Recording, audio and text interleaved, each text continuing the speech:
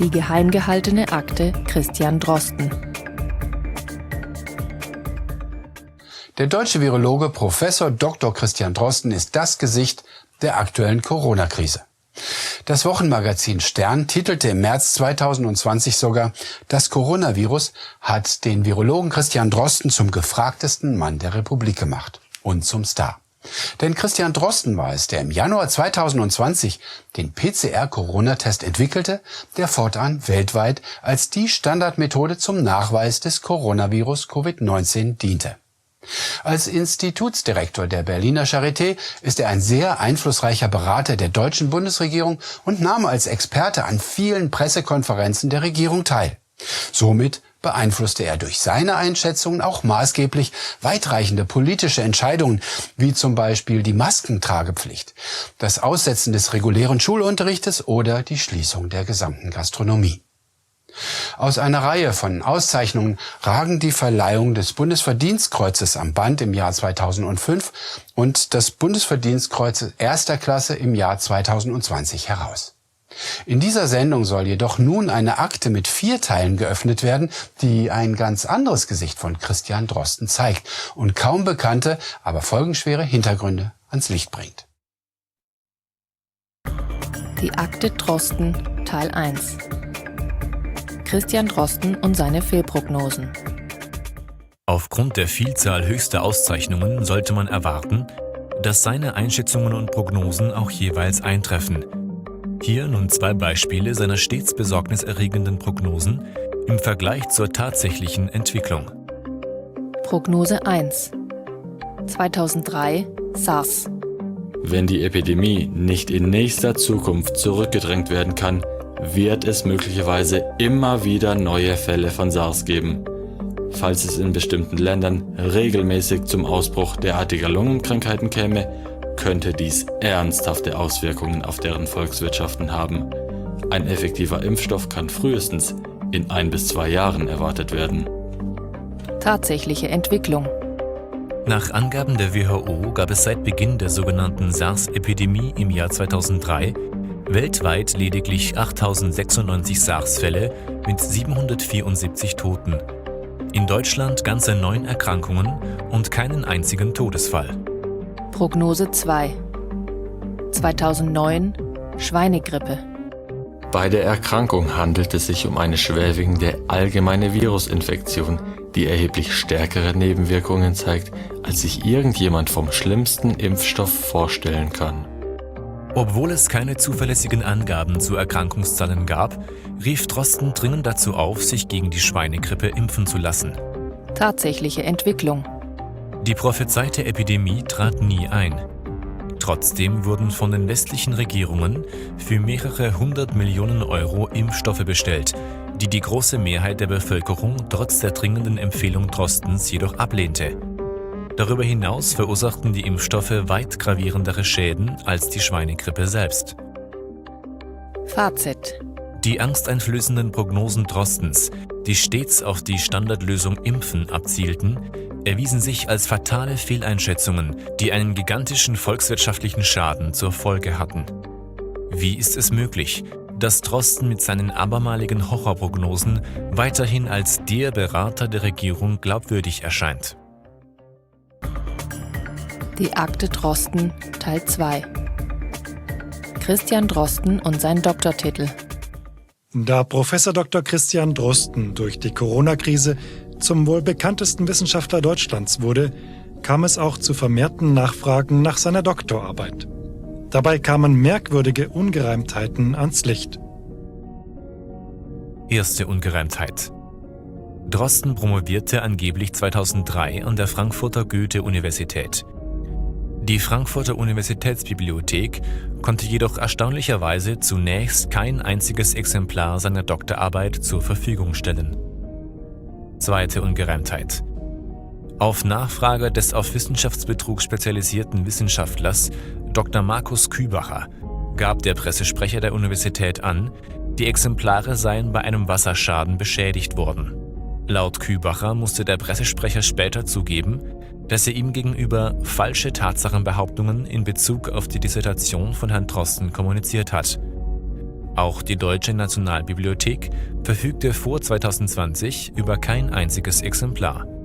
Für Promotion ist dies normalerweise Pflicht. Dritte Ungereimtheit.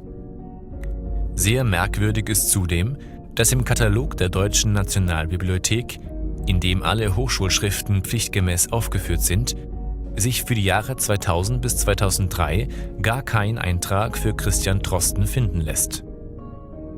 Vierte Ungereimtheit. Am 15. Oktober 2020 veröffentlichte die Goethe-Universität in Frankfurt am Main eine Erklärung zur Richtigstellung bezüglich den Falschbehauptungen zum Promotionsverfahren von Prof. Dr. Christian Drosten. Daraus geht hervor, dass Herr Drosten seit dem 4. September 2003 berechtigt ist, den Titel Dr. Med zu führen. Dies verwundert sehr, denn in einem WHO-Dokument wird er bereits im April 2003, also 5 Monate vorher, als Doktor geführt. Diese und weitere zahlreiche Ungereimtheiten veranlassen den Rechtsanwalt Dr. Rainer Füllmich im außerparlamentarischen Corona-Untersuchungsausschuss, Drosten als Hauptmann von Köpenick zu bezeichnen. Kübacher hat am 2. Dezember 2020 Klage beim Landgericht Stuttgart bezüglich der Pflichtexemplare der Dissertation von Herrn Drosten und deren vermeintlich zu feuchte Lagerung eingereicht. Dieses Gerichtsverfahren könnte weitere pikante Ungereimtheiten ans Licht bringen. Für Drosten könnte es jedoch noch unangenehmer werden, denn eine erste Schadensersatzforderung hat Rechtsanwalt Dr. Füllmich für einen seiner durch die Corona-Maßnahmen zu Schaden gekommenen Mandanten bereits an Drosten gestellt. Eine Sammelklage in den USA ist in Vorbereitung. Letztlich geht es nicht um seinen Doktortitel, sondern um die Frage der Glaubwürdigkeit von Christian Drosten. Warum schweigt er seit Monaten beharrlich und klärt diese schwerwiegenden Vorwürfe nicht rückhaltlos auf? Für seine Glaubwürdigkeit ist dies sicher nicht förderlich. Die Akte Drosten Teil 3. Christian Drosten und sein PCR-Corona-Test. Der von Drosten im Januar 2020 in Windeseile entwickelte Corona-PCR-Test zum Nachweis des Coronavirus ist der Test des Jahres. Diese Testergebnisse sind weltweit für die nationalen Regierungen die Legitimation, massivste Grundrechtsbeschränkungen gegen die Bürger durchzusetzen. Noch im Jahr 2014 sagte Drosten über diese PCR-Testmethode: Die Methode ist so empfindlich, dass sie ein einzelnes Erbmolekül dieses Virus nachweisen kann.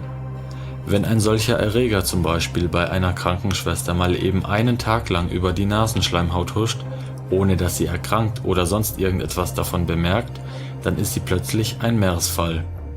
Wo zuvor Todkranke gemeldet wurden, sind nun plötzlich milde Fälle und Menschen, die eigentlich kerngesund sind, in der Meldestatistik enthalten.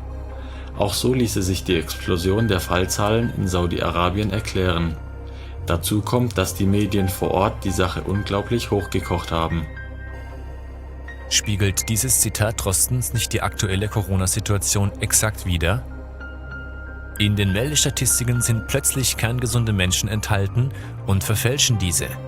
Explosion der Fallzahlen.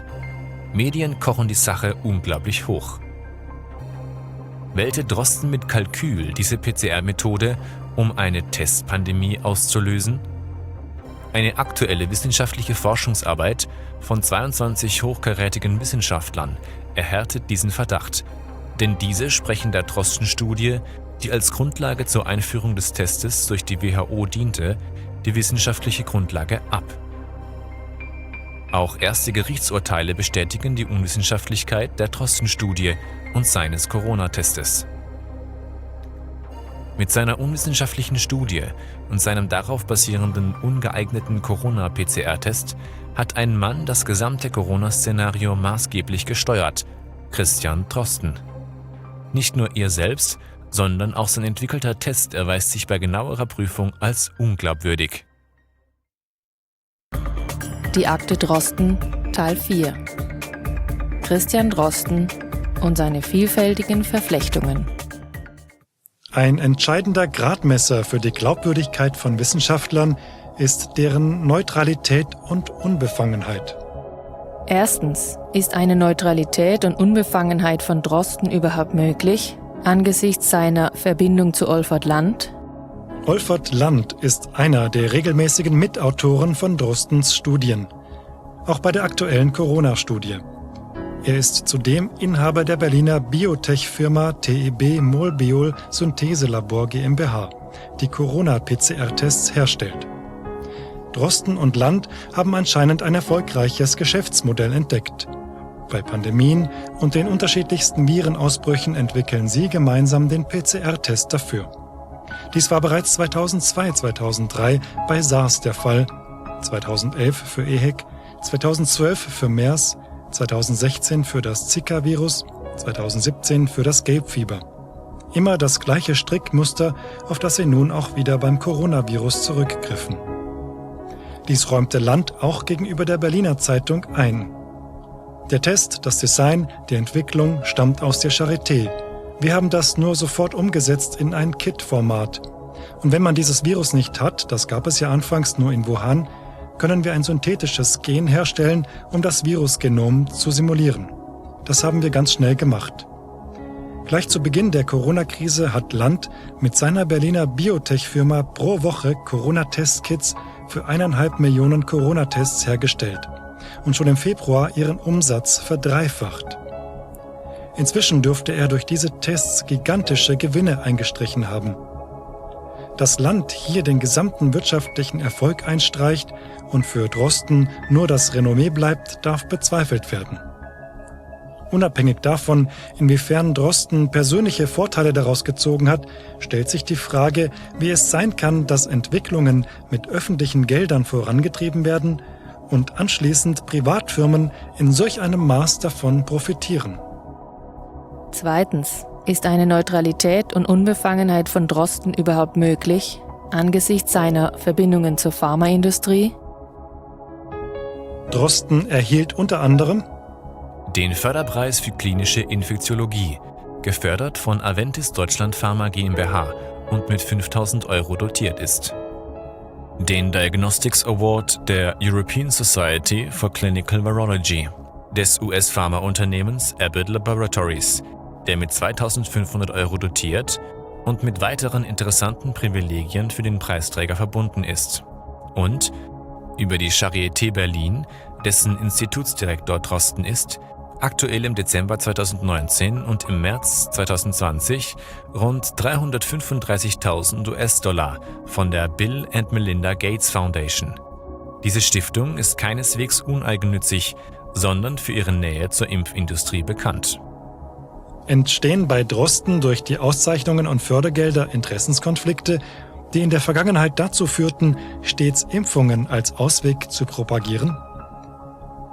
Auch die aktuelle Corona-Krise scheint diesen Verdacht zu erhärten, da Drosten selbst vor einem gesetzeswidrigen Verstoß gegen die Berufsordnung der Landesärztekammer nicht zurückschreckt, indem er bestimmte Impfstoffhersteller empfiehlt. Müssen Drostens Aussagen und Studien daher nicht unter dem Blickwinkel der Befangenheit völlig neu bewertet werden? Wer würde einem Wissenschaftler Glauben schenken, der Rauchen als unbedenklich propagiert und gleichzeitig von der Tabakindustrie Auszeichnungen und Gelder erhält? Fazit. Fatale Fehlprognosen, zahlreiche unaufgeklärte Ungereimtheiten in Bezug auf seine Doktorarbeit, ein eiligst entwickelter Corona-PCR-Test mit fundamentalen wissenschaftlichen Mängeln und ein ungeahnter Sumpf finanzieller Verflechtungen nehmen Christian Drosten jede Glaubwürdigkeit. Wenn die zentrale Schlüsselperson der gesamten Corona-Krise sich bei näherer Untersuchung als unglaubwürdig erweist, dann wirft dies schwerwiegende Fragen auf. Erstens, muss aufgrund dieses unwissenschaftlichen Fundamentes nicht das gesamte Corona-Geschehen mit dem unausweichlich drohenden wirtschaftlichen und finanziellen Kollaps ganzer Völker endlich nach Drahtziehern und Profiteuren im Hintergrund untersucht werden? Zweitens, könnte es daher nicht auf eine inszenierte Machtübernahme hinauslaufen und unter dem Vorwand einer Pandemiebekämpfung sogar zur Einführung einer digitalen Überwachung ganzer Völker führen? Drittens, warum decken die für eine kritische Berichterstattung verantwortlichen Massenmedien die Akte Drosten nicht auf, sondern halten diese vielmehr sogar unter Verschluss? Sehr verehrte Zuschauerinnen und Zuschauer, sind auch Sie der Meinung, dass diese Hintergründe jedem bekannt sein sollten? Dann helfen Sie bitte mit, die Akte Drosten unverzüglich an das Licht der Öffentlichkeit zu bringen. Denn nur eine Bewegung vom Volk selbst kann dafür sorgen, dass das Schweigen gleichgeschalteter Monopolmedien durchbrochen wird und es zu einer öffentlichen Diskussion kommt. Dazu können Sie Ihren Beitrag leisten, indem Sie diese verheimlichten Zusammenhänge publik machen. Verbreiten Sie deshalb dieses aufklärende Video. Informieren Sie möglichst viele Ihrer Bekannten per Mail, über WhatsApp, Twitter, Vimeo oder posten Sie das Video auf Facebook. Zum Beispiel über den eingeblendeten Sendungslink.